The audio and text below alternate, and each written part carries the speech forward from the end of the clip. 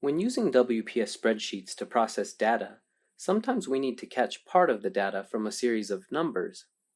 We can use the MID formula to realize it, to catch up a certain length of characters from a series of numbers. In this example, there is a list of phone numbers. The MID function can extract the long series of numbers, keeping the last 7 numbers when removing the first 3 characters.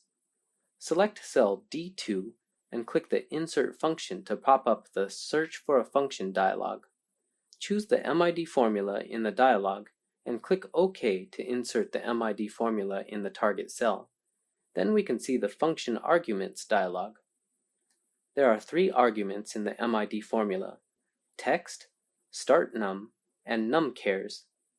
Text means the cell range for text extraction. In this example, we select B2 through B16, which records the data of phone numbers. StartNum refers to the beginning position of the first character to be caught. Since we are supposed to extract the last 7 numbers for each cell, which counts as 5 characters in total, enter the number 5 in the StartNum input box.